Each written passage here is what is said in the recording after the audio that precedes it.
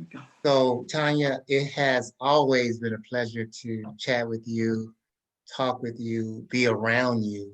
So, how things are going for you? Going all right, thank you. Adjusting like everyone else, yes. And it is quite an adjustment with the pandemic, and we're going to talk a little bit more about that. But I just wanted to jump right into who you are. You're a Black business owner, Mhm. entrepreneur. The name of your business is Storehouse Financial Management and Services. And I just wanted to ask you a question. I mean, you've earned several college degrees. You have, I mean, you're highly skilled, great communication skills, and you're a very suave, market-driven woman. Why did you want to start your own business?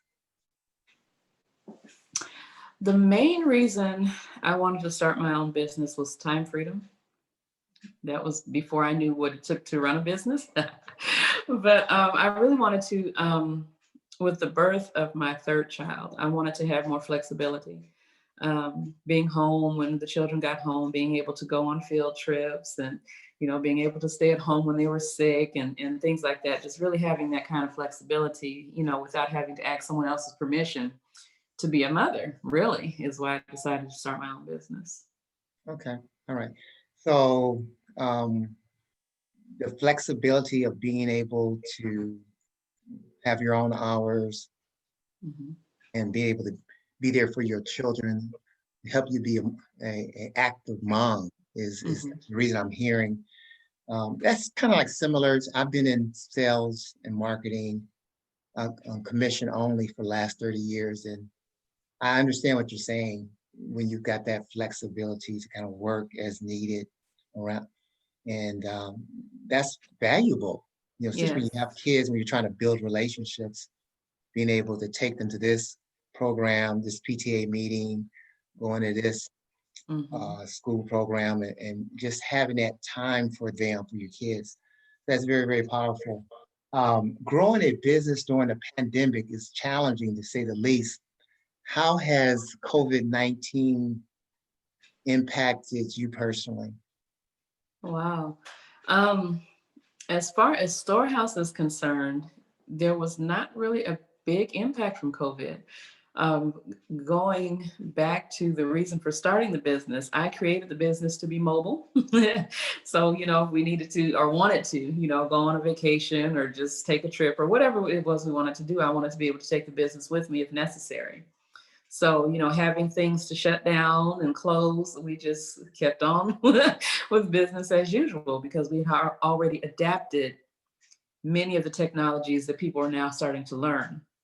So, Mm, as far as we are personally concerned, yeah, it didn't impact us a whole lot.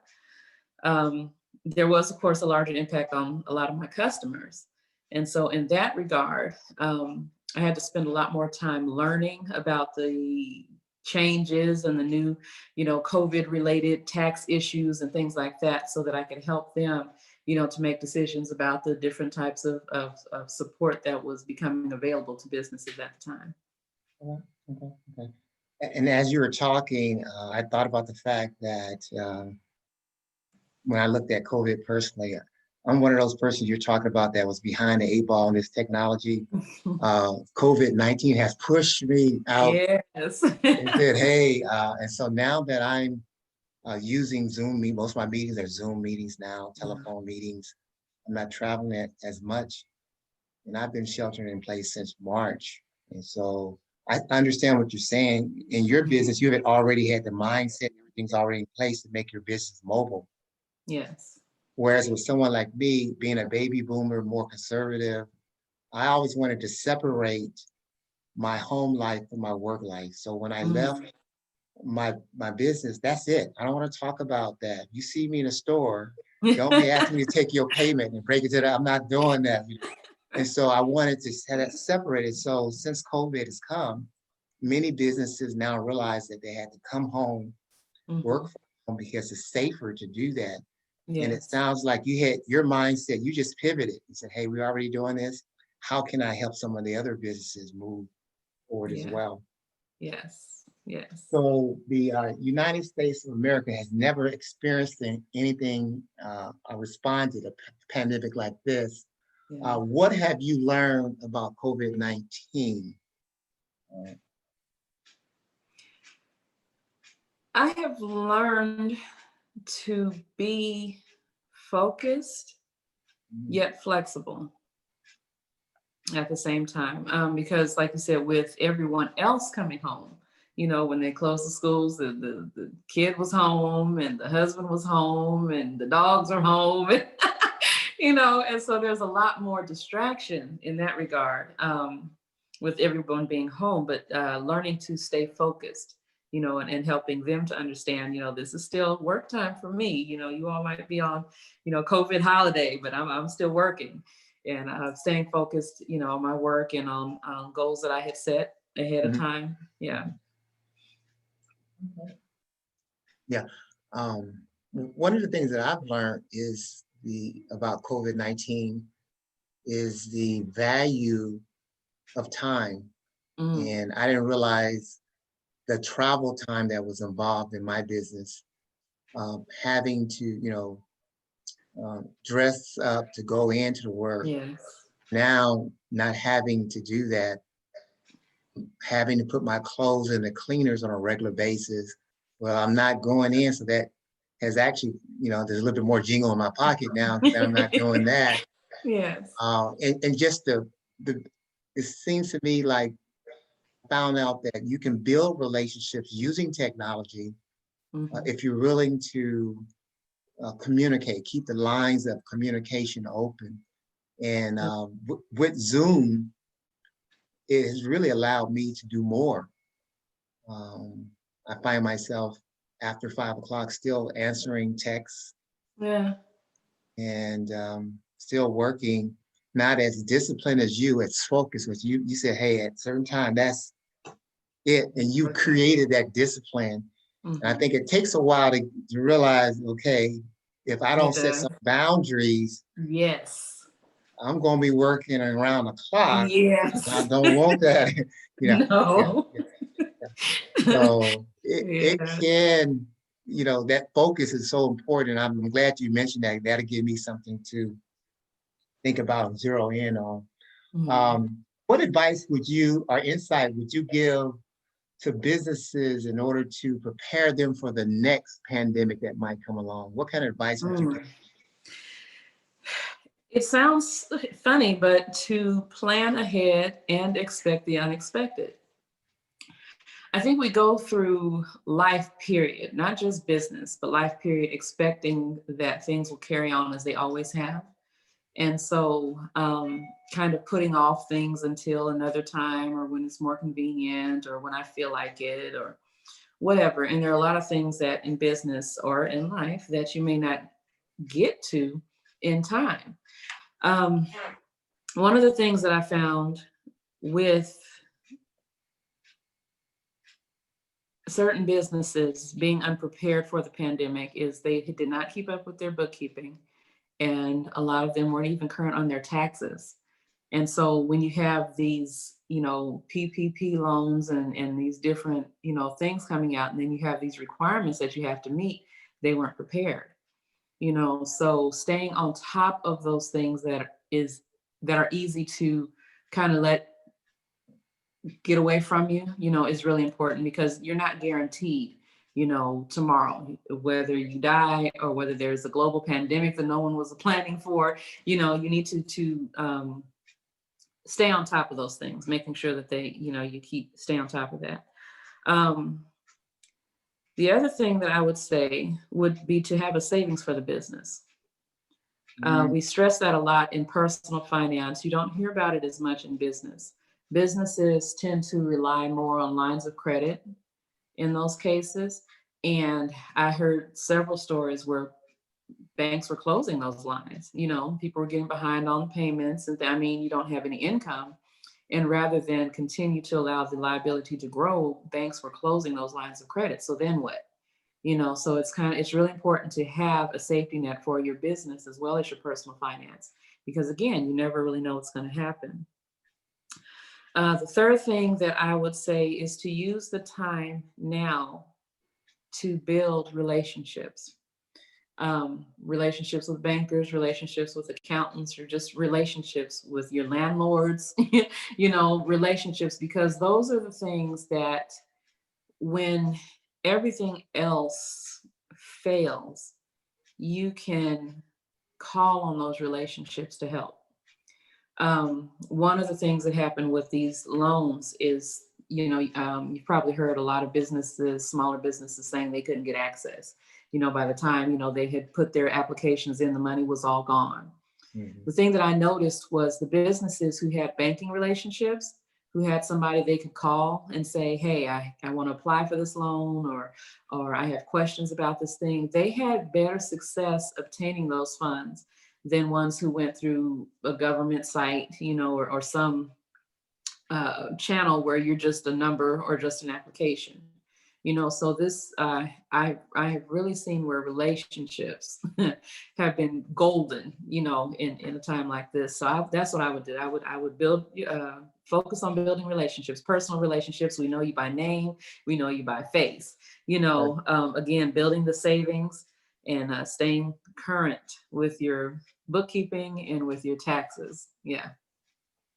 Good stuff. And many small businesses, the paperwork that's involved in running a small business takes away from them Hmm. running their business.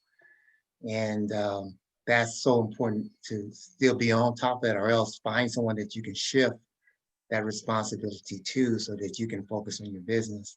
And Absolutely. and and then the idea of preparing, looking down the line, looking around the corner, and anticipating what might happen, what if this happens, having a continuity plan in place, emergency Hmm. plan in place for your business, where you, like you mentioned earlier, have built some relationships with the bank, with your lease that you're leasing from, the company you're leasing from. If something happens and I can't make this payment for whatever reason, I've already talked with them there. I kind of know this is how I'm going to bounce back from this.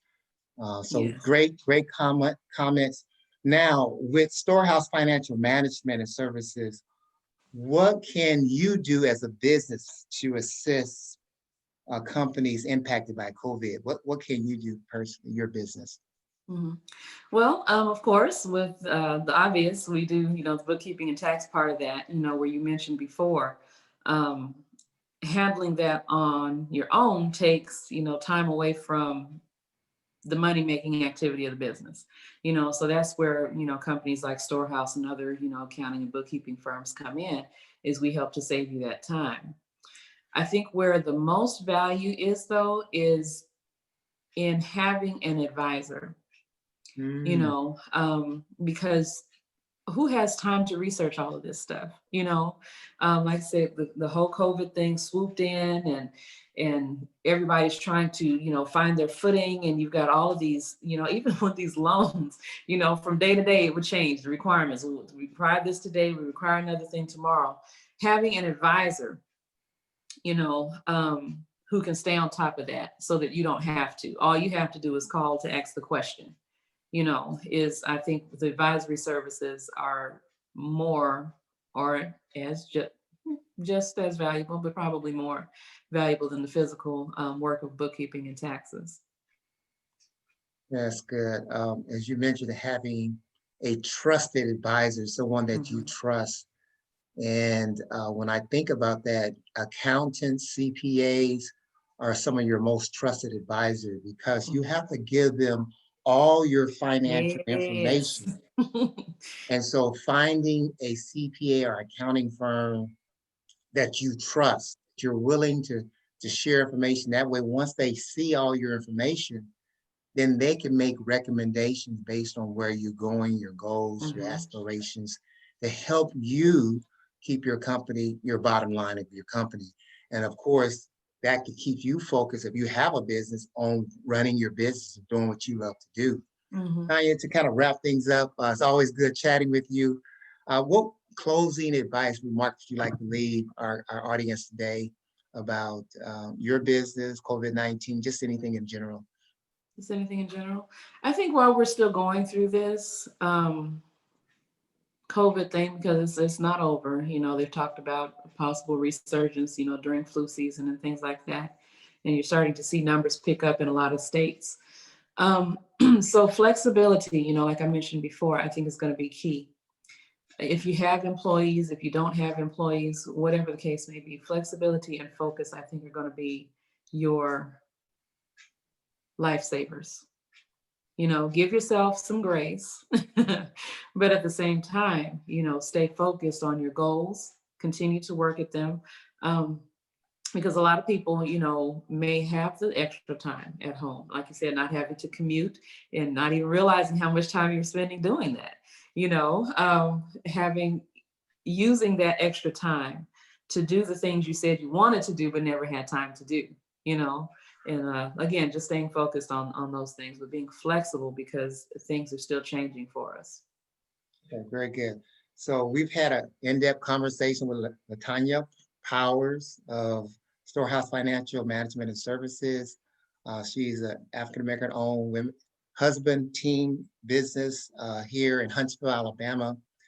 You can contact her online at Storehouse Financial Management. If you have any questions available for her, she's available to answer your questions. Be more than happy to help you during this time of pandemic.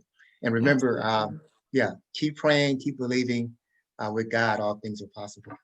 Have a great day. Thank you, Michael. You're welcome, Tanya. Take care.